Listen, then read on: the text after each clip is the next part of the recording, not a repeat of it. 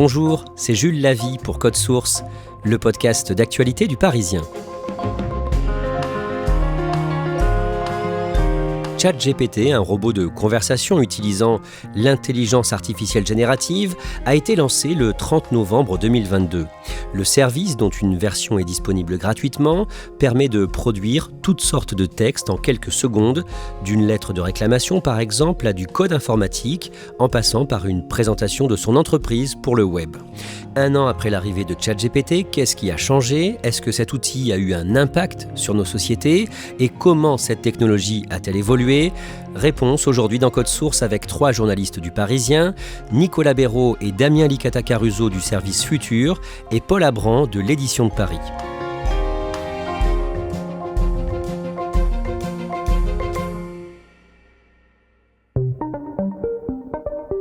En 2022, le mercredi 30 novembre, le service ChatGPT est disponible gratuitement sur Internet à l'adresse openai.com. Nicolas Béraud, concrètement, à quoi ça ressemble ? Alors quelque part, ça ressemble un petit peu à un moteur de recherche, c'est-à-dire qu'il y a un blog dans lequel on peut écrire un texte, écrire ce qu'on veut. La différence, c'est qu'on va pouvoir écrire une question, demander un résumé, demander que ChatGPT nous écrive un texte ou simplement aille nous chercher des informations. Donc évidemment, ça apporte des recherches beaucoup plus personnalisées et beaucoup plus complètes et longues qu'un moteur de recherche classique, mais tout part d'une simple boîte textuelle dans laquelle on tape une consigne ou on écrit une demande. C'est donc gratuit pour se connecter, on peut le faire avec son adresse mail Gmail par exemple, ça se fait vraiment très rapidement. Damien Licata-Caruso, ça permet de faire quoi ChatGPT dès le départ ? Concrètement, ça va permettre de parler avec la machine, ce qui n'était pas encore possible à l'époque. On va pouvoir exploiter le potentiel du traitement des données, c'est-à-dire que ChatGPT va être capable d'aller puiser dans d'immenses mines de données et aller chercher ce qu'on recherche précisément, parce qu'avant, les GPT qui existaient avant, ils permettaient de faire une recherche partielle et ensuite d'énumérer quelques mots. Là, on va avoir quand même des phrases complètes et il va nous répondre comme s'il était un humain. On peut évidemment lui demander de créer des chansons, on peut lui demander de créer du code informatique, tout ce qui est à base de texte, on va pouvoir lui demander de faire ça de manière extrêmement rapide, beaucoup plus rapide qu'un humain. On peut lui demander par exemple aussi d'écrire une lettre de réclamation ou tout type de courrier dans un français vraiment châtié. Nicolas Béraud, comment fonctionne cette technologie ? En fait, elle fonctionne à partir d'un corpus énorme de données qu'on lui a donné à apprendre. Donc, on récupère, par exemple, toutes les données qui sont sur Internet jusqu'à une certaine date, on les donne à l'outil, à ChatGPT, lui, il les apprend, il les emmagasine, et c'est à partir de cette base-là qu'ensuite, il parvient à répondre, parce qu'il va aller chercher dans toute cette base ce qui lui semble intéressant pour nous répondre. Et d'un mot, quels sont les points forts de ChatGPT ? Les points forts, c'est notamment sa rapidité, parce qu'il est capable en quelques secondes de nous fournir un résumé extrêmement complet d'une quinzaine de lignes, par exemple, à une question en apparence très complexe, comme comment résoudre tel problème mathématique ou aller trouver une erreur dans un morceau de code informatique. Dire que je vois mon chef demain. Je sais jamais quoi lui dire, mais cette fois, ce sera différent. J'aimerais une augmentation. Comment convaincre mon patron ? Ce site a réponse à tout. Préparez un argumentaire solide, soyez précis sur le montant, restez calme et poli. Une révolution qu'on doit à une firme américaine à but non lucratif, ChatGPT. L'usage de ChatGPT, qui est donc gratuit, se répand rapidement en quelques semaines, quelques mois à travers le monde. Oui, alors au début, il y a l'aspect un peu rigolo, on s'amuse, on lui demande de faire une recette de cuisine à partir d'ingrédients, on le montre à ses amis, etc. Et puis, il commence à y avoir des gens qui l'utilisent de plus en plus sérieusement, notamment au travail, pour répondre à des mails, par exemple, ou pour aller se faire un dossier d'information sur un thème donné, par exemple. Donc voilà, de plus en plus de gens commencent à l'utiliser, mais pas que pour l'aspect, entre guillemets, amusant de l'outil. Derrière ChatGPT, il y a une entreprise américaine qui s'appelle OpenAI. Qu'est-ce que l'on sait de cette entreprise ? Alors c'est un institut de recherche, OpenAI, qui est à la base non lucratif. Il a été créé en 2015.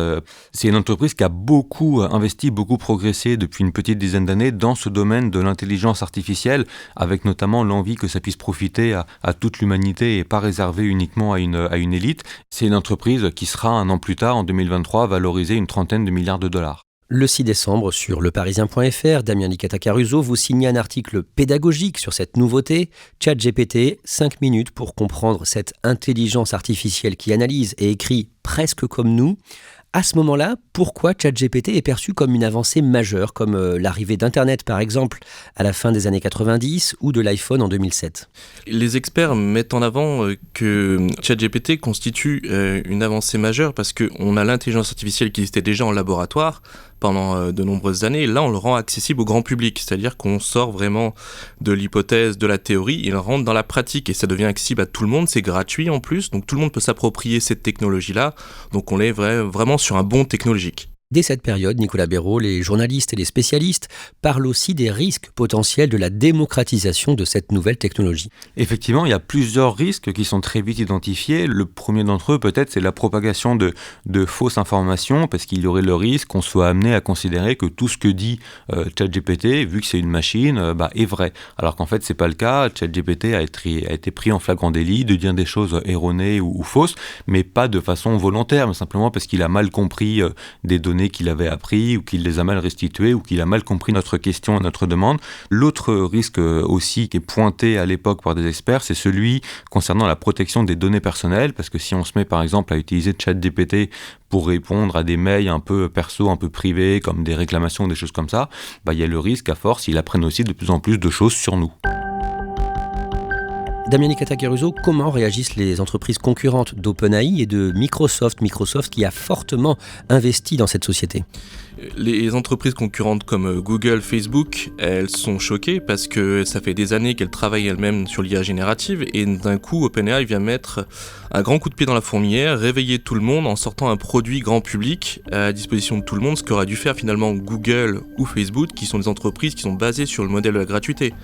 Donc elles sont chamboulées, elles sont obligées d'accélérer les projets, elles stressent leurs équipes évidemment pour sortir quelque chose de très concret, et en parallèle on a Microsoft qui elle va tirer un peu les marrons du feu parce qu'elle a investi il y a bien longtemps dedans et en fait elle récupère une partie du prestige d'OpenAI, une petite start-up sur laquelle elle comptait mais pas spécialement. Le problème de Microsoft c'est que c'était un peu en perte de vitesse. C'est une entreprise qui depuis Windows avait un peu du mal à innover et là en fait elle vient récupérer toute l'innovation d'OpenAI. Il y a une autre intelligence artificielle générative dont on parle de plus en plus à cette période, c'est la création de photos ou de vidéos grâce à différentes solutions, différents sites comme DALL-E qui dépend d'OpenAI ou Midjourney.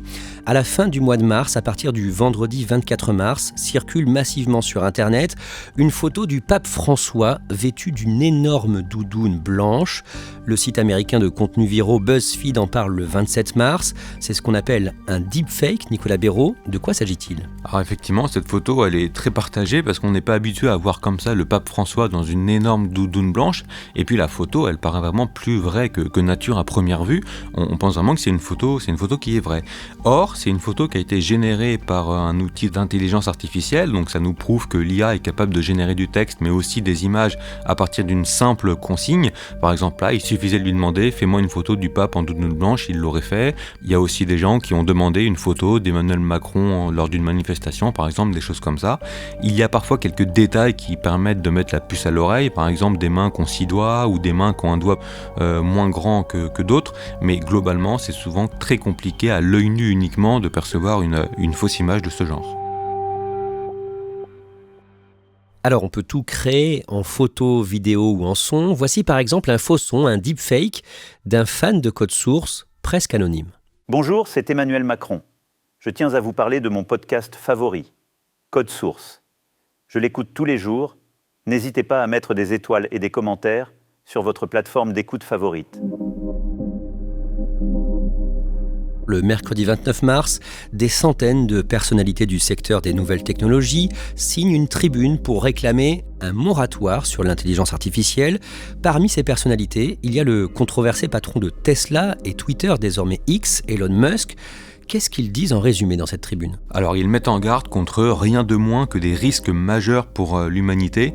Ils estiment que la société actuelle n'est pas forcément prête à faire face à toute cette puissance dont fait preuve l'IA, notamment au potentiel de manipulation de certaines populations et voire même parfois de mise en danger des démocraties. Donc c'est pour ça qu'ils appellent à faire une pause sur tous les investissements liés à l'IA générative, explique-t-il, le temps de ralentir cette course effrénée, cette course commerciale qui est lancée, et ce qu'il dit c'est qu'en gros on ne sait pas vraiment jusqu'où ça pourrait aboutir et est-ce qu'à un moment on risque pas de perdre le contrôle. Un mois plus tard, au tout début du mois de mai, un ancien ingénieur important de Google, un certain Geoffrey Hinton, alerte lui aussi sur les risques de l'intelligence artificielle. Oui, alors déjà, c'est pas n'importe qui. Il est lauréat du prestigieux prix Turing en 2018. C'est un prix qui récompense des chercheurs dans le domaine informatique. Lui, il craint notamment un afflux de désinformation, donc c'est-à-dire que des gens normaux comme vous et moi ne puissent plus distinguer le vrai du faux parce que l'IA brouillerait tous les repères. Et il met aussi en garde, là, ce serait peut-être plus inquiétant contre une machine devenue plus puissante que l'homme. Par exemple, ça pourrait aller jusqu'à des robots tueurs lors des guerres. Les experts, ils disent que de toute façon, ces risques sont connus, qu'il faut effectivement les prendre en compte, mais ils rappellent aussi que dans l'histoire de l'évolution, les machines ont toujours dépassé l'homme pour lui permettre de faire des choses en plus, donc c'est pas forcément une mauvaise nouvelle en soi.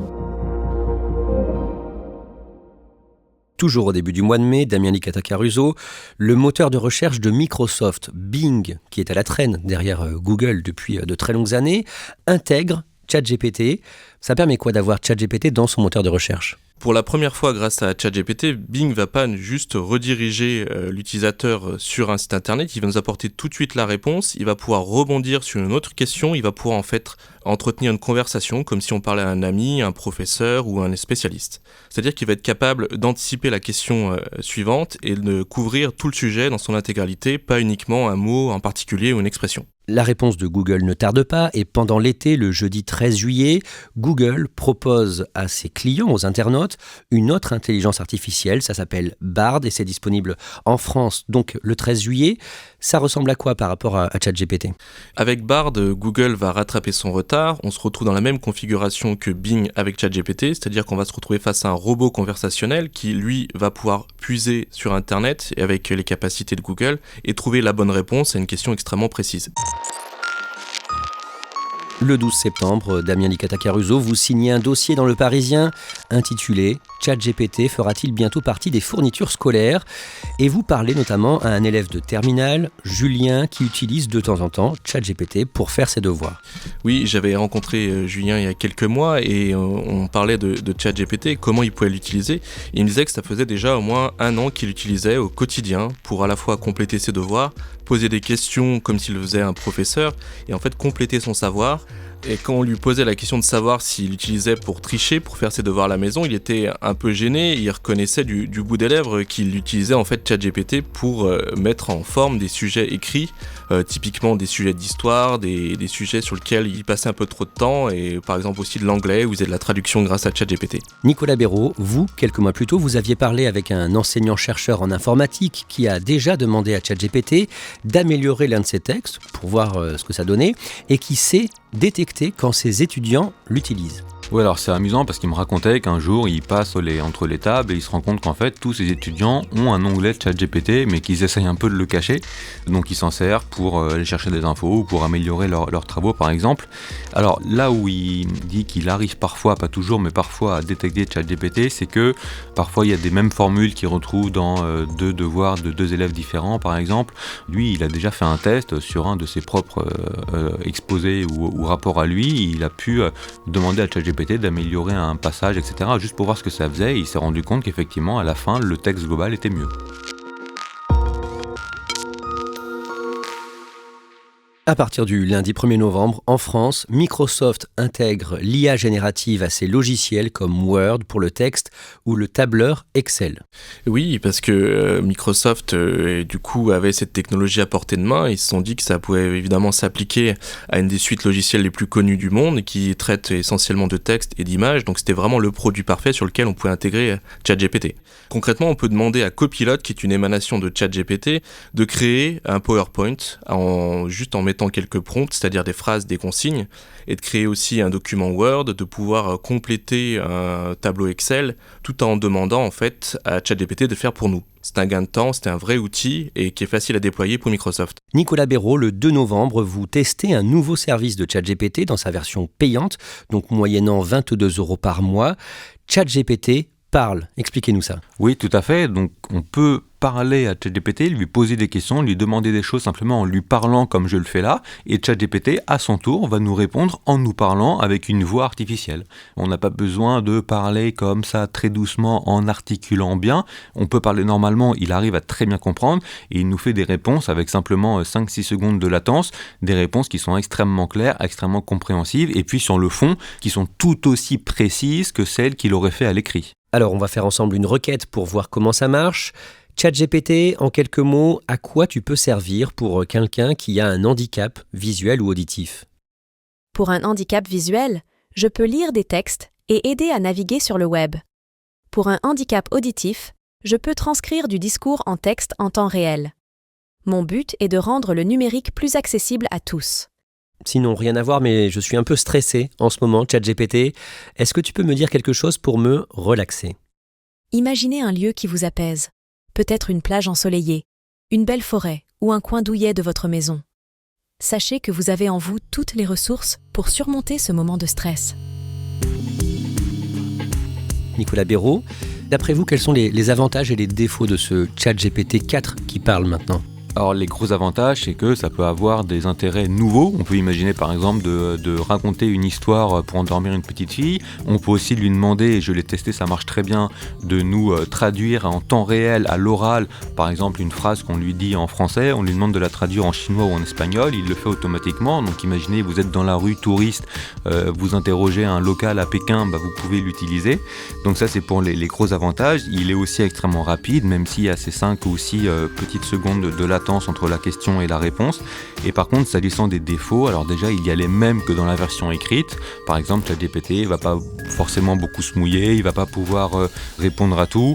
La voix est quand même un peu stéréotypée, ça ne fait pas non plus totalement voix naturelle.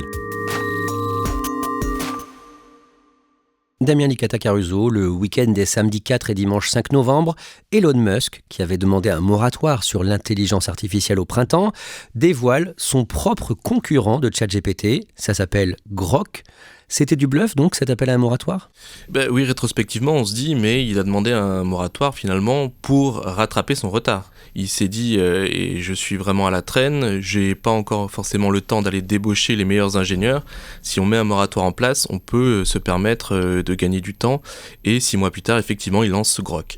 Il n'y a jamais eu de moratoire sur l'intelligence artificielle. D'ailleurs, finalement, ça donne quoi, Grok ? Grok, c'est une IA générative aussi, mais qui a un petit côté décalé.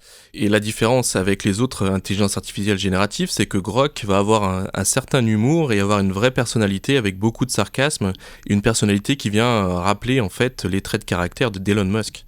Nicolas Béraud, concernant les risques sur l'emploi dont on parlait tout à l'heure, est-ce qu'il y a eu des entreprises qui ont licencié en remplaçant une partie de leurs salariés par l'usage de ChatGPT ? Alors aux États-Unis, dans les sondages qui ont été faits auprès de chefs d'entreprise, il y a effectivement parfois un quart ou la moitié des chefs d'entreprise qui utilisent l'IA et qui reconnaissent avoir licencié au moins un salarié pour cette raison.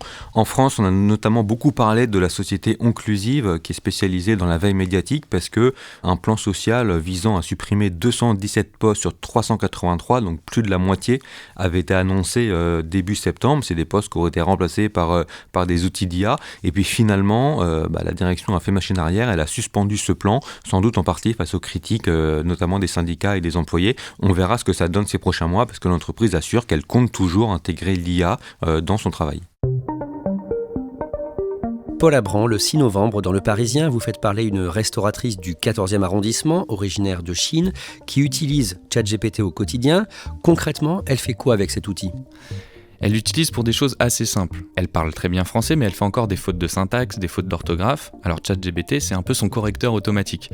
Elle lui envoie ses recettes de ramen, c'est un restaurant de ramen dans le 14e, qu'elle va ensuite publier sur son site internet. Elle lui envoie les slogans, les titres, qui vont ensuite faire ses publications sur les réseaux sociaux, et puis aussi les réponses qu'elle fait à ses clients qui donnent des avis sur internet. Donc voilà, tous ces contenus écrits, ChatGPT va les corriger, et puis ensuite, elle les publie en ligne. Clairement, ça lui a changé la vie ? Oui, tout ce qu'elle publie sur son site, sur ses réseaux, c'est nickel, il n'y a plus de fautes, tout est parfait. Elle peut plus s'en passer, elle est devenue accro à ChatGPT à tel point qu'elle estime à 500 € environ les économies qu'elle fait, qu'elle n'aurait pas dépensées dans une agence de communication par exemple. Donc c'est vraiment un outil qui a changé son quotidien. Et ça va même plus loin, ChatGPT est un peu devenu son coach. Exactement, elle le dit, c'est le terme qu'elle emploie, c'est son assistant, son ami, son compagnon. Elle lui demande même d'analyser des images qu'elle lui envoie, qu'elle crée, des photos par exemple, qu'elle va publier sur Facebook, sur Instagram. Et ChatGPT les analyse et lui donne des conseils sur la lumière, sur l'orientation de l'image. Donc ça va vraiment plus loin et elle se forme aussi à de nouveaux outils par lesquels elle pourrait par exemple gérer une file d'attente devant son restaurant ou encore créer un site en quelques clics. Voilà, ce sont vraiment beaucoup d'outils qu'elle veut savoir utiliser pour être la plus performante en tout cas dans son quotidien et dans sa profession. Entre le 17 et le 23 novembre, on a beaucoup parlé dans l'actualité de Sam Altman, l'un des fondateurs d'OpenAI et qui est donc considéré comme le père de ChatGPT. Il a d'abord été limogé par le conseil d'administration de son entreprise, puis on a appris qu'il allait partir chez Microsoft, avant finalement, coup de théâtre, que son retour chez ChatGPT soit annoncé. Damien Licata-Caruso, on sait ce qui pose problème, ce qui se joue actuellement en coulisses ? Il y a deux camps. Il y a le conseil d'administration qui est constitué de scientifiques et de l'autre côté, il y a Sam Altman et les cofondateurs d'OpenAI. Le conseil scientifique va être dans une logique de faire progresser la science. Sam Altman va être plus dans une logique de faire progresser la société et de lui faire gagner de l'argent parce qu'à un moment, c'est quand même le nerf de la guerre et qu'il faut faire gagner de l'argent à la société pour qu'elle continue à progresser et à créer d'autres produits. Et ce qui se joue, c'est que Sam Altman veut évidemment développer l'entreprise et du coup, il va tenter de partir sous un coup d'éclat et finalement revenir pour reprendre les rênes de ChatGPT et d'OpenAI et imposer son modèle et sa vision à lui. La vision de Sam Altman est plus commerciale que scientifique pour le coup. Damien Licata-Caruso, qu'est-ce que vous diriez à une personne qui n'a jamais essayé ChatGPT ? C'est extrêmement simple, il suffit de s'adresser au robot conversationnel comme on s'adresserait à un ami ou à un conseil qu'on chercherait sur internet et on va pouvoir dialoguer, on tape comme si on envoyait un message sur WhatsApp, c'est absolument le même réflexe et c'est complètement accessible à n'importe quelle personne. Il faut l'utiliser comme un outil, une vraie aide pour, par exemple, se sortir de situations compliquées comme une rupture de contrat, s'en servir pour faire des lettres de réclamation. C'est quelque chose qui est extrêmement pratique. On lui pose une seule question, on lui donne quelques éléments et on arrive à personnaliser des démarches administratives, ce qui est quand même un grand gain de temps.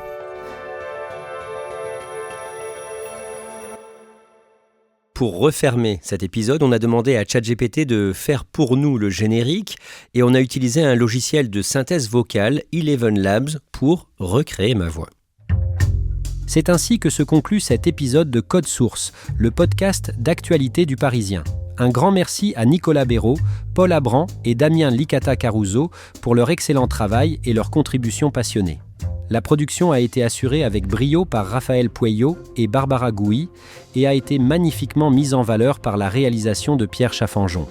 N'hésitez pas à partager vos réflexions en nous laissant des commentaires et en évaluant cet épisode avec des étoiles sur votre application audio. Merci à vous, chers auditeurs, d'avoir été avec nous tout au long de cet épisode. Nous ne pouvons que vous exprimer notre sincère gratitude et nous réjouissons de vous retrouver pour le prochain épisode de Code Source.